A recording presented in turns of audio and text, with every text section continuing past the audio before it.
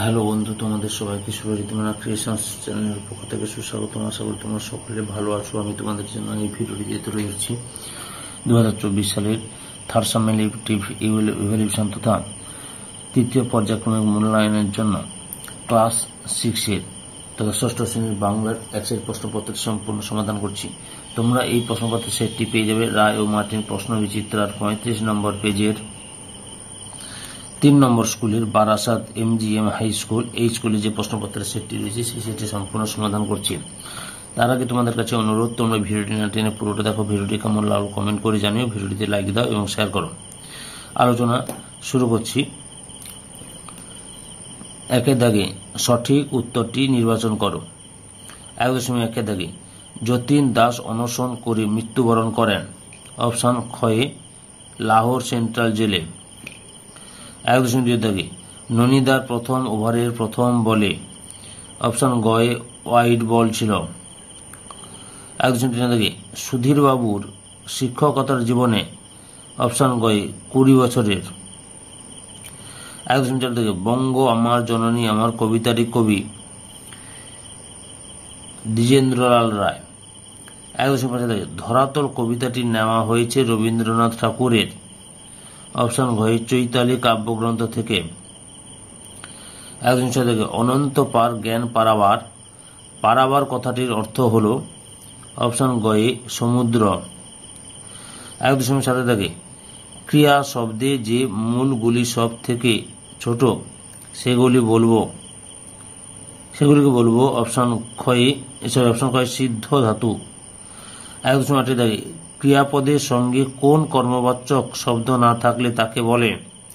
Option খয়ে অকর্মক ক্রিয়া। 1.10 দাগে যত তত এই রকম জোর শব্দকে বলে। অপশন ঘয়ে যোজক পদ। 1.11 দাগে যোজক পদগুলি তাদের ব্যবহার অনুযায়ী। অপশন কয়ে 3 প্রকার। এবার 2 দাগে এক কথায় উত্তর দাও। 2.1 দাগে সুধীরবাবু কোন কাজকে ক্ষমা করেন না। ক্লাসে পড়া না করে আসার মতো অন্যায়কে সুধীরবাবু ক্ষমা করেন না। 2.2 দাগে যতীন দাস কত তারিখ থেকে অনশন শুরু করেছিলেন।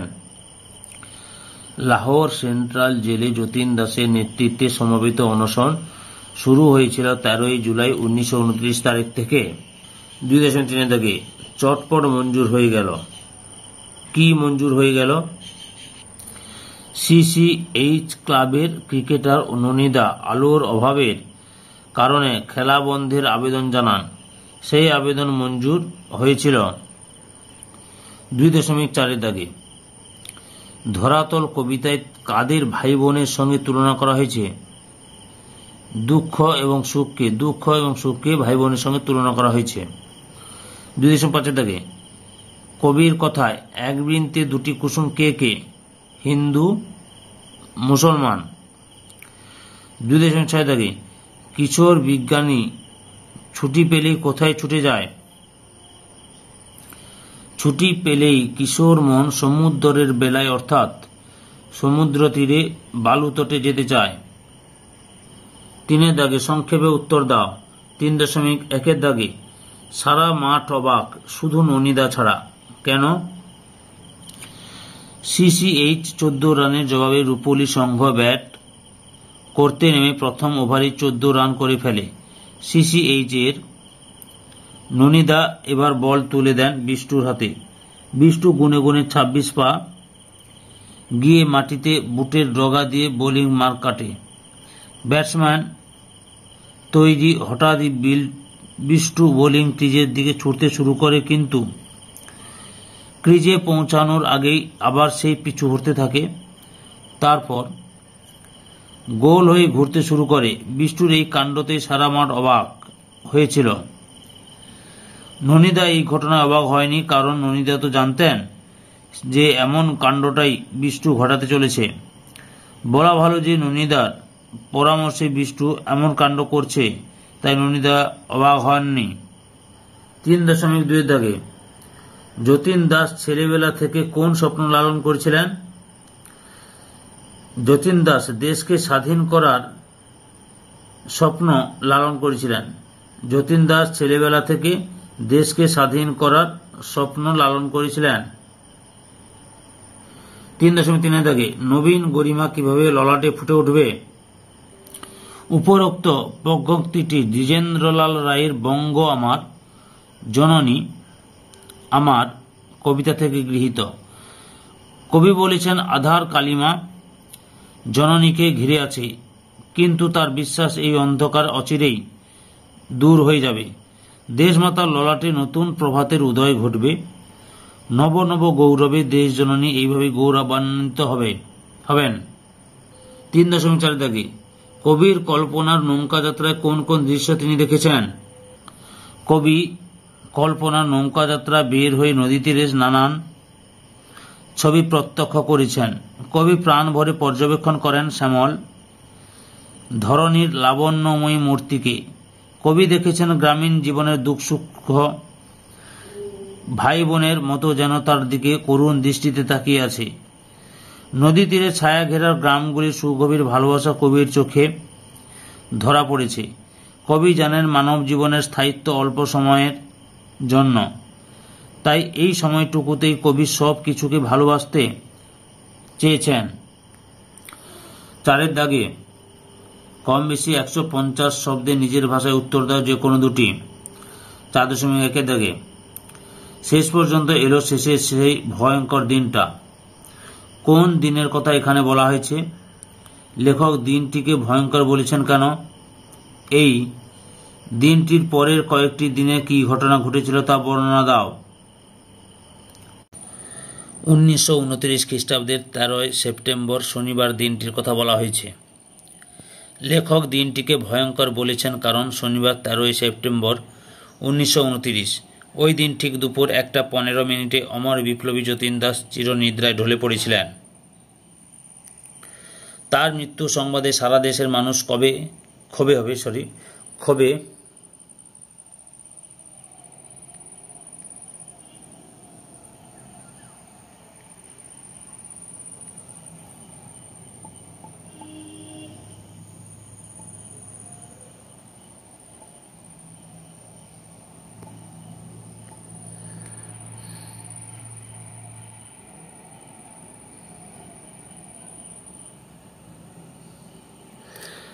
ফেটে পড়েছিল।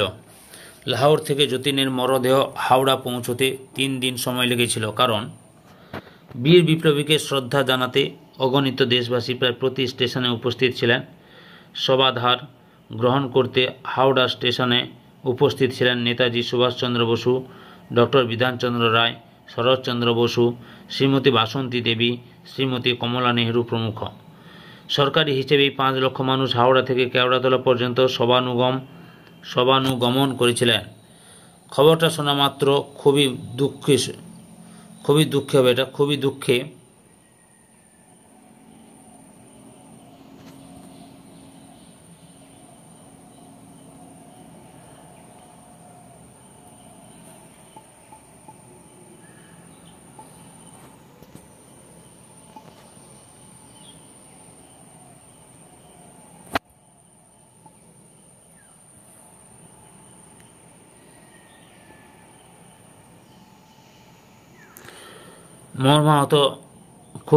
মর্মাহত।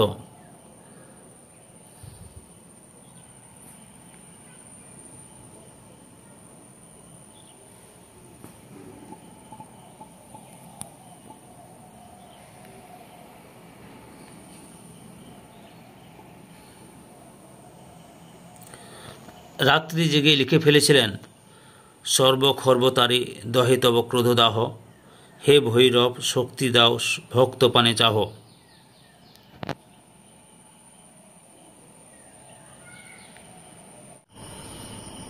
4.2 দাগে তবে আরেকটু মৌলিক হওয়া উচিত। বক্তাকে কোন বিষয়ে মৌলিকত্ব আনার কথা বক্তা বলেছেন? এই প্রসঙ্গে বক্তা তার কি কথা বলেছেন? বক্তা হলেন সুধীরবাবু। রচনার লেখার বিষয়ে মৌলিকত্ব তত্ত্ব আনার কথা বক্তা অর্থাৎ সুধীরবাবু বলেছেন। সুধীরবাবু মনে করেন শুধু রচনার বইয়ের উপর নির্ভর করলে চলবে না, লেখার মধ্যে নিজস্ব ভাবনা ও ভাষার প্রয়োগ করতে হবে, থাকতে হবে সেখানে নিজস্ব অভিজ্ঞতার বর্ণনা। এভাবে একটি রচনা সাহিত্যিক অনন্য হয়ে ওঠে। 4.3 দাগে ননিদা এমন এক ননিট্রিক্স প্রয়োগ করে ম্যাচটিকে ড্র করান। ননিট্রিক্সের প্রয়োগ কিভাবে ম্যাচটিকে ড্র এর দিকে নিয়ে গিয়েছিল তা পাঠ্যাংশ অবলম্বনে লিখো। সিসিএইচ দলের খেলোয়াড় হলেন ননিদা। ননিদা নট আউট পাঠ্যাংশে প্রায় হেরে যাওয়া ম্যাচ অদ্ভুতভাবে বাঁচানোর প্রয়াসে ননিদার পরিকল্পনা অনুযায়ী একটি আশ্চর্য ঘটনা ঘটে। দ্বিতীয় ওভার বল করার জন্য বোলিং মারকে গিয়ে নিয়মিত বিষ্টু উইকেটের দিকে ছুটতে শুরু করে, কিন্তু তারপর হঠাৎ পেছনের দিকে হাঁটতে শুরু করে। সারা মাঠ গোল হয়ে ঘুরতে শুরু করে। ঘুরতে ঘুরতে কখনো লাফায়, আবার কখনো পাক খায়, কখনো বা বোলিং মারকে ঘিরে ফিরে যায়, ডাইনে বাঁয়ে যায়, কিন্তু কিছুতেই বল ডেলিভারি করে না। ঘন্টার পর ঘন্টা ছুটতে ছুটতে সন্ধ্যা নেমে যায়। প্রায় অর্ধেক দিন দৌড়ে বিষ্টু তার ওভারের প্রথম বলটি করে। সেই বলে রূপলী সংঘ কোনো রান হবে।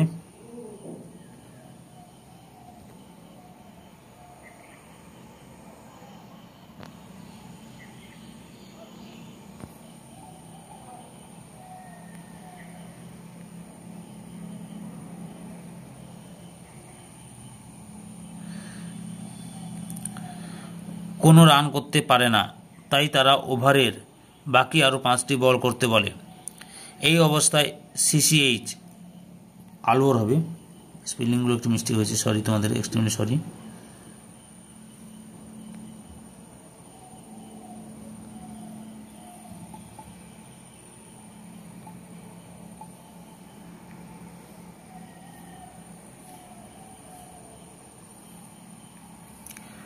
আলোর অভাবের কারণে খেলা বন্ধের আবেদন করে ও তা আম্পায়ার দ্বারা মঞ্জুর হয়ে যায়।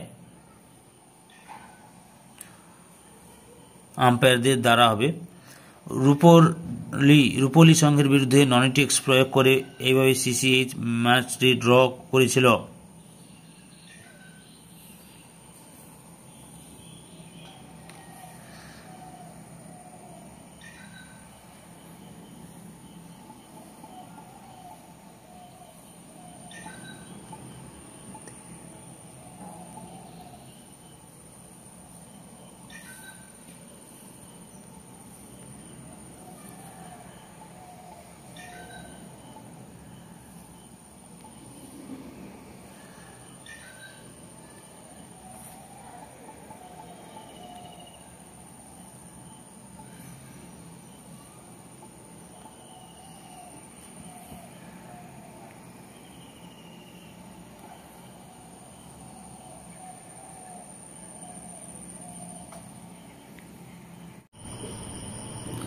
পাঁচের দাগে কম বেশি 150 শব্দে নিজের ভাষায় উত্তর দাও, যে কোনো দুটি। 5.1 তুই তো মা সেই ধন্য দেশ কোন কবিতার অংশ? কবি কে? আলোচ্য কবিতায় মা কিভাবে ধন্য হয়েছিলেন? কোন কবিতার অংশ? বঙ্গ আমার জননী আমার। কবির নাম হচ্ছে প্রখ্যাত কবি ও নাট্যকার দ্বিজেন্দ্রলাল রায়। প্রখ্যাত কবি ও নাট্যকার দ্বিজেন্দ্রলাল রায়। আলোচ্য কবিতায় মা কিভাবে ধন্য হয়েছিলেন, এখান থেকে লেখা শুরু করবে। একদা বঙ্গমাতা সন্তানগণ সারা বিশ্বে নিজেদের কীর্তির সাক্ষ্য রেখেছে, তাতে দেশ জননী গর্বিতা হয়েছে। ভগবান বুদ্ধ মানুষকে প্রকৃত মুক্তির পথ দেখিয়েছেন। আজও পৃথিবীর বহু মানুষ ভক্তি বিনম্র চিত্তে তার চরণতলে শ্রদ্ধায় নত হয়। সেই মহামানব আমাদেরই দেশ জননী সন্তান। সমগ্র বিশ্বে শান্তির বাণী প্রচার করেছিলেন যে মহামতি সম্রাট অশোক, তিনি এদেশেরই সুসন্তান। এদেশের বিজয় সেনা একদা সিংহল জয় করেছিল। তিব্বত, চীন, জাপানে উপনিবেশ স্থাপন করেছিলেন ভারত সন্তানগণ। 5.2 কিশোর বিজ্ঞানী কবিতায় কোন বিজ্ঞানীর কথা বলা হয়েছে? নিউটনের কথা বলা হয়েছে। বিজ্ঞান শাস্ত্রে তার অবদান সম্পর্কে তুমি যা জানো লেখো। প্রখ্যাত কবি ছড়াকার চন্দ্রশঙ্কর রায়ের কিশোর বিজ্ঞানী কবিতায় বিশ্ববিশ্রুত বিজ্ঞান স্যার আইজাক নিউটনের প্রসঙ্গ রয়েছে। বিশ্ববিখ্যাত এই বিজ্ঞানী ইংল্যান্ডের লিনকনশায়ারে 1642 খ্রিস্টাব্দে জন্মগ্রহণ করেন। লোকশ্রুতি আছে যে গাছ থেকে একটি আপেলকে পড়তে দেখে তার মনে এক কৌতূহলের জন্ম হয় যে সব জিনিস নিচের দিকে পড়ে কেন। এই কৌতূহলের ফলশ্রুতি বহু বছরের সাধনায় মাধ্যাকর্ষণ শক্তি আবিষ্কারের ঘটনা। নিউটন মাধ্যাকর্ষণ শক্তির কথা বিজ্ঞান জগৎকে উপহার দিয়ে বিশ্বের অসীম অপার অনন্ত রহস্য উন্মোচনের পথ প্রশস্ত করে দিয়েছিলেন। তার মতবাদ বিশ্বের যে কোনো দুটি বস্তু পরস্পরকে আকর্ষণ করছে, সেই আকর্ষণে যার ভর বেশি সেই অন্য বস্তুকে সর্বাধিক আকর্ষণ করে। তার এই সূত্র ধরে পরবর্তীকালে লক্ষ্য করা গেছে সৌর সংসারে সূর্যের চারপাশে পৃথিবী সহ অন্যান্য গ্রহ এবং গ্রহের চারপাশে উপগ্রহগুলি আবর্তিত হচ্ছে। এই সূত্র ধরেই জানা যায় পৃথিবী তার সমস্ত বস্তুকে নিজের কেন্দ্রের দিকে আকর্ষণ করে। এমনকি পৃথিবীর একমাত্র উপগ্রহ চাঁদও এই শক্তির বলে পৃথিবীকে ক্রমাগত প্রদক্ষিণ করে চলেছে। মাধ্যাকর্ষণ শক্তি আছে বলে কোনো বস্তু যত উপর থেকেই পতিত হোক না কেন আবার পৃথিবীর মাটিতেই ফিরে আসে। এই বিজ্ঞানী আবিষ্কার করেন যে সমস্ত শক্তিরই একটা বিপরীতমুখী প্রতিক্রিয়া বর্তমান, অর্থাৎ প্রত্যেক ক্রিয়ারই একটা বিপরীতমুখী প্রতিক্রিয়া থাকবে। 5.3 দাগে বাইরে শুধু রঙের তফাৎ, ভিতরে ভেদ নাই। কোন কবিতার অংশ? মোরা দুই সহোদর ভাই কবিতার অংশ। এখানে কাদের কথা বলা হয়েছে? হিন্দু ও মুসলমানের কথা বলা হয়েছে। কবির কথা বলার কারণ ব্যাখ্যা করো। হিন্দু ও মুসলমান আসলে একই ঈশ্বরের সন্তান। তাদের মধ্যে বাহ্যিক দিক থেকে জাতিগত আচার আচরণগত প্রভেদ থাকলেও অন্তরের দিক থেকে কোনো ভেদাভেদ নেই। তাদের ধ্বনিতে একই লাল রক্ত বয়ে চলেছে। প্রকৃতির আশীর্বাদ ও অভিশাপ তাদের উপর একইভাবে প্রভাব ফেলে। তাই কবি প্রশ্নের প্রদত্ত মন্তব্যটি করেছেন। 6 দাগে এক কথায় উত্তর দাও। 6.1 দাগে সাক্ষী দেওয়ার জন্য হুড়ি লেগে গেছে কেন? সাক্ষীরা পয়সা পাচ্ছে বলে। 6.2 দাগে ন্যাড়ার কি শাস্তি হয়েছিল? 3 মাস জেল আর 7 দিনের ফাঁসি হয়েছিল। 3 মাস জেল আর 7 দিনের ফাঁসি হয়েছিল।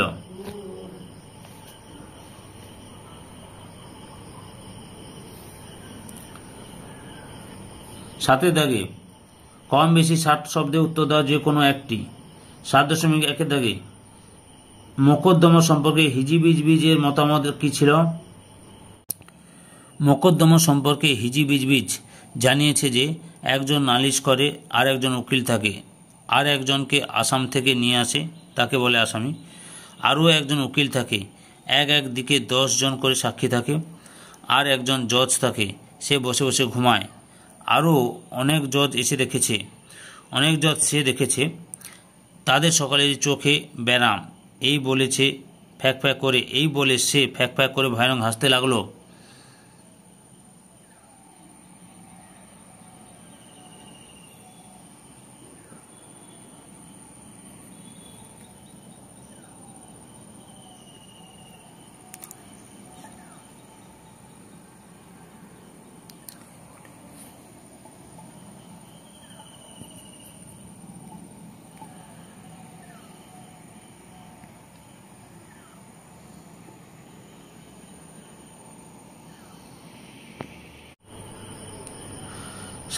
দাগে সজারু বলে কোনো একটা কথা হয় না। সজারু বলে কোনো একটা কথা হয় না উক্তিটি কার? এর উত্তরে ন্যাড়া কি জানিয়েছিল? উদ্ধৃত উক্তিটি স্বয়ং গল্পকথক সুকুমার রায়ের। এর উত্তরে ন্যাড়া জানিয়েছিল আল বধ হয় যদি সজারু কাঙ্গারু, দেবদারু ইত্যাদি শব্দ থাকতে পারে, তাহলে মজারু বলেও শব্দ থাকবে।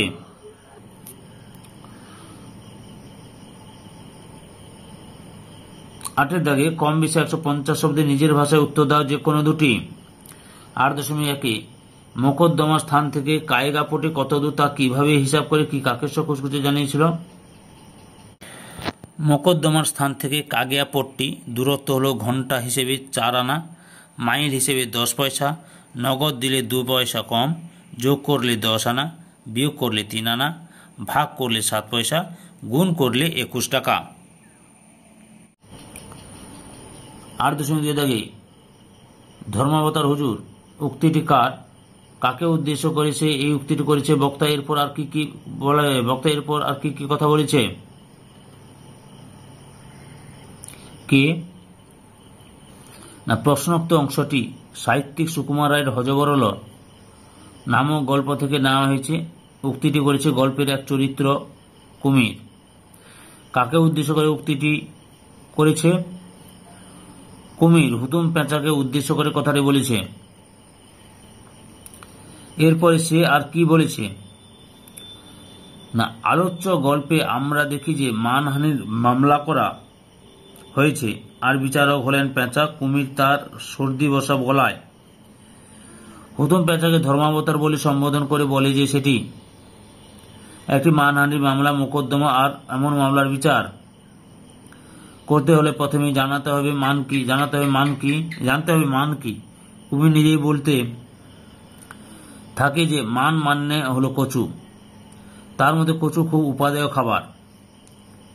নানা প্রকারের কচু দেখা যায়, যেমন মান কচু, ওল কচু, কান্দা কচু, মুখী কচু, পানি কচু, শঙ্খ কচু ইত্যাদি। কুমির আরও বলে যে কচু গাছের মূলকেও কচু বলা হয়। তাই মামলাটি ভালোভাবে বুঝতে হলেও এর মূল পর্যন্তই যাওয়া দরকার। ধর্মতারকে উদ্দেশ্য করে কুমির এই কথাই বলেছিল। 9 দাগে নিচের প্রশ্নগুলির উত্তর দাও। 9.1 যৌগিক ক্রিয়া কাকে বলে উদাহরণ সহ লেখ। একটি অসমাপিকা ও একটি সমাপিকা ক্রিয়াপদে জুড়ে এই ক্রিয়াপদ তৈরি হয়। একাধিক ক্রিয়া জুড়ে তৈরি হয় বলে এর নাম যৌগিক ক্রিয়া। উদাহরণ সে আড়াল থেকে শুনে ফেলল। 9.2 কর্তাহীন ক্রিয়াযুক্ত সরল বাক্যের উদাহরণ দাও। আজ বিরিয়ানি খাবো।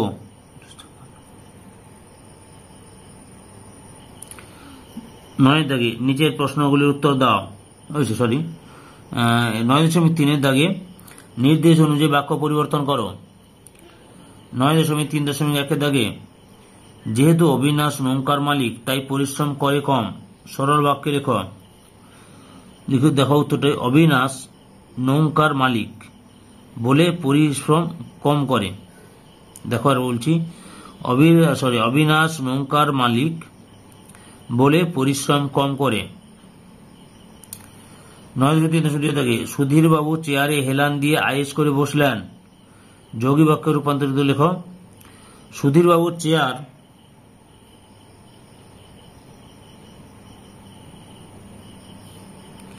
হেলান দিলেন এবং আয়েশ করে বসলেন। আরেকবার বলছি, সুধীর বাবু চেয়ার হেলান দিলেন এবং আয়েশ করে বসলেন। 9.3 দাগে সকল মাই আপন সন্তানকে ভালোবাসেন। নম্বর্থক বাক্যে লেখো। সকল মাই আপন সন্তানকে ঘৃণা করেন না। সকল মাই আপন সন্তানকে ঘৃণা করেন না।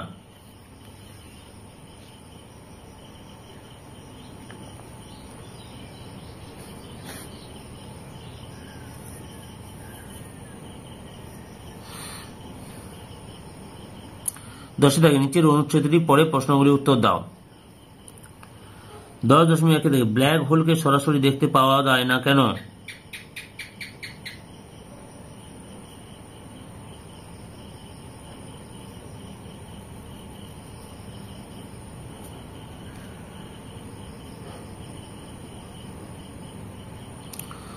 উত্তরটা এখান থেকে লিখবে। প্রচন্ড বেশি ঘনত্ব সম্পন্ন এই বস্তু মহাকর্ষীয় আকর্ষণ বল এত বেশি যে সেই টান এড়াতে পারে না কাছাকাছি থাকা কোনো কিছুই, এমনকি আলো।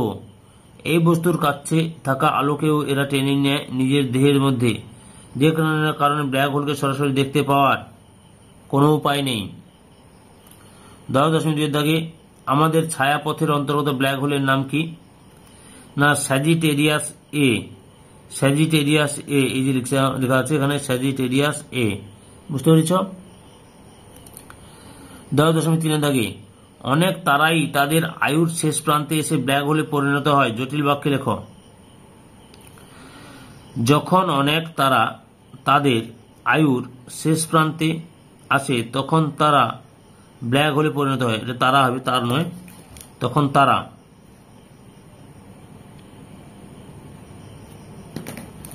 আরেকবার বলছি, যখন অনেক তারা তাদের আয়ুর শেষ প্রান্তে আসে তখন তারা ব্ল্যাক হোলে পরিণত হয়।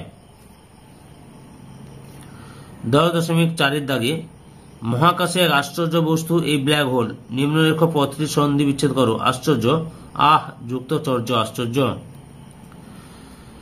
10.4 দাগে 10.5 দাগে প্রদত্ত শব্দ দুটির যথার্থ প্রতিশব্দ অনুচ্ছেদ থেকে খুঁজে লেখো। বিদ্যমানতা অস্তিত্ব, পর্যবসিত পরিণত হয়। 11 দাগে যে কোনো একটি বিষয় অবলম্বনের পত্র রচনা করো। 11.1 দাগে প্রথম সমুদ্র দর্শনের অভিজ্ঞতা জানিয়ে বন্ধুকে একটি চিঠি লেখো বা পত্র লেখো। এটা তোমাদের 273-এর 4 নম্বর প্রশ্ন লক্ষ্য করো। 273 নম্বর 4 নম্বর প্রশ্নটি দেখো। আর 11.2 দাগে বিদ্যালয়ের সামনে কাটা ফল বিক্রি বন্ধের অনুরোধ জানিয়ে প্রশাসনের কাছে পত্র লেখো। 275 পেজের 10 নম্বর প্রশ্নটির উত্তর দেখো। সম্পূর্ণ ভিডিওটি দেখার জন্য তোমাদের সবাইকে অসংখ্য অসংখ্য ধন্যবাদ।